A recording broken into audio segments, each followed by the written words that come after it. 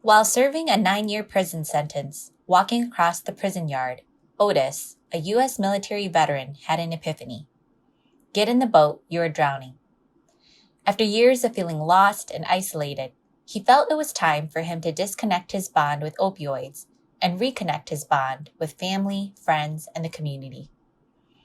Opioid addiction is a crisis in America. The struggle with addiction can be isolating, demoralizing, miserable, shameful, and lonely. Getting on the road to recovery is tough for everyone, but it's especially tough for veterans. And why is that?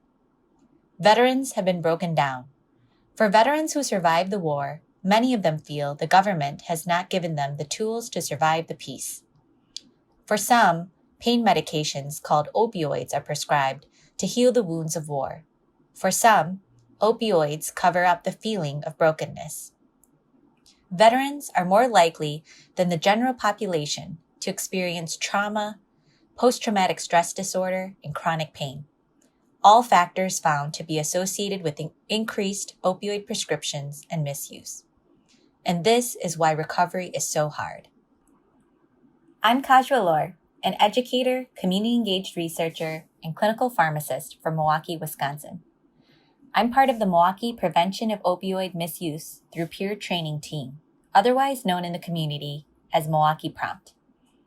I felt a connection with the veteran community as I was born and raised in an immigrant refugee Hmong family in Wisconsin. The photo shown here is called a pandao. It's a hand-sewn story cloth that is passed down from generations. Each stitch depicts the history of my roots. The Hmong are an ethnic Asian minority group, originally a mountain people in the highlands of China and Southeast Asia. The Hmong withstood centuries of persecution. They have no land and no country to call home. My grandfathers were secret soldiers in the Vietnam War, recruited by the U.S. CIA agents as a clandestine operation to interrupt the supply of the Viet Cong from the north to the south of Vietnam and to save the lives of United States pilots. It is estimated that with one U.S. pilot saved, 4 to 5 Hmong secret soldiers died. One of these U.S. soldiers saved from the Vietnam War was Bob Curry, founder of Dry Hooch, our community partner. When the U.S. troops withdrew from Vietnam, hundreds of thousands of Hmong were left behind. My family was resettled in Wisconsin. The trauma of war, losing loved ones, post-traumatic stress disorder, and the feeling of not belonging are known to me with my experiences growing up in an immigrant refugee family.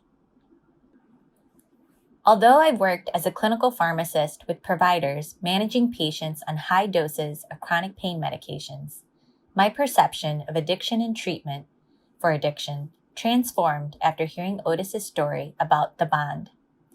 Otis has a tell-you-like-it-is attitude, and he's always willing to speak his mind. He explained how it is completely natural for humans to want to have human relationships and connections.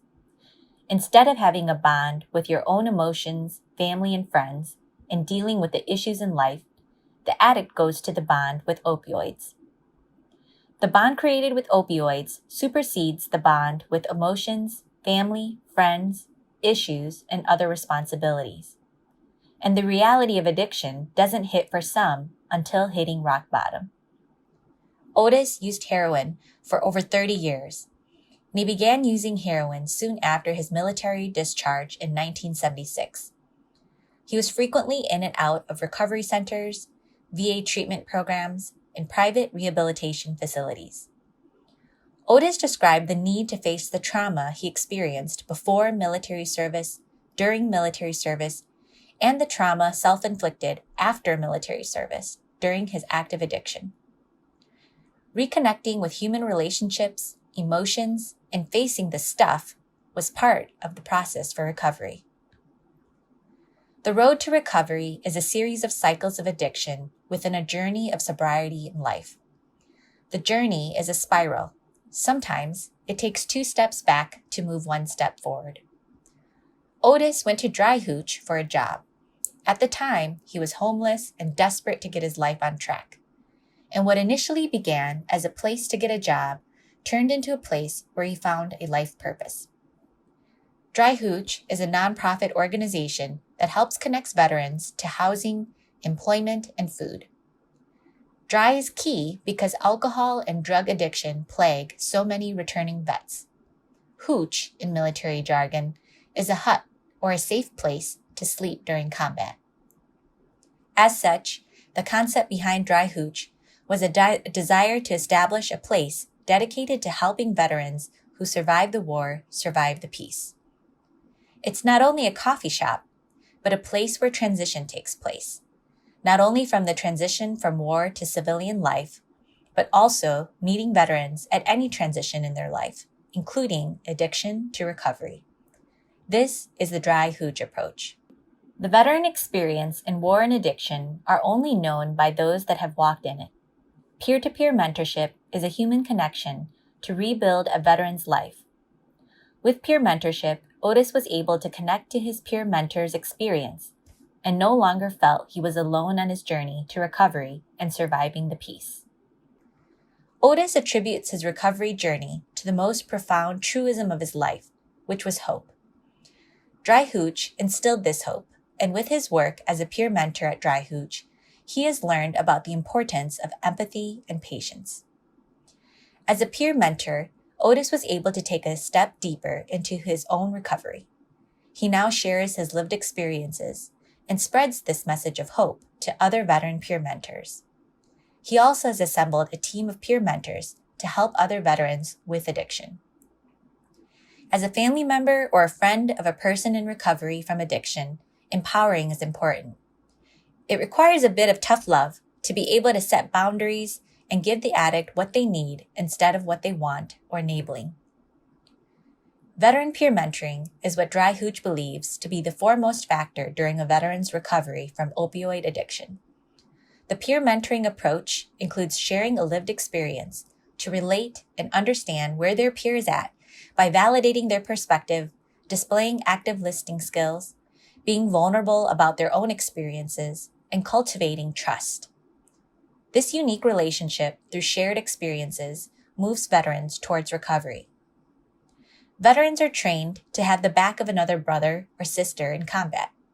The peer mentor model supports veterans to get clean, face life, connect with clinicians, and prioritize wellness and self-care in the recovery process. 4 of Robert Wood Johnson clinical scholars are working with local veterans and are committed providers with diverse expertise and experience related to opioid misuse. Together, the clinical scholars, Otis, along with others on the Milwaukee PROMPT team, created a training program to assist veterans at Dry Hooch to mentor their peers struggling with opioid addiction. We used a community-engaged approach while creating this training. It required academic members to become part of the community and community members to become part of the research team, creating a unique working and learning environment. As a result, we created 6 modules for veterans. While working on this project, we learned many things about veterans and addiction and wanted to share them with you. First, self-care is the key to recovery. The veteran peer mentors trained during this project are in recovery themselves, so we emphasize the importance of taking care of yourself while doing the work. Second, the power of influence. Veterans in recovery that surround themselves with a strong circle of influence to create a positive behavior change remain in recovery. Third, meet them where they are. Everyone has their own story. For some addicts, the road to recovery is about facing the trauma of what happened before, during, or after military life. The peer mentor supports veterans to get the help they need and connect with clinicians. And fourth, include the community. We learn to walk alongside veterans and include the veteran voice to make a greater impact. As a clinical pharmacist and a Hmong immigrant refugee, I've learned that trust is earned by taking off the white coat, practicing humility, and walking alongside veterans. I leave you with a message that peer mentorship works. Support peer mentoring in your community. Peer mentors build hope and are essential for veterans in their road to recovery from addiction. As the Dry Hooch saying goes, Let's help veterans who survived the war survive the peace.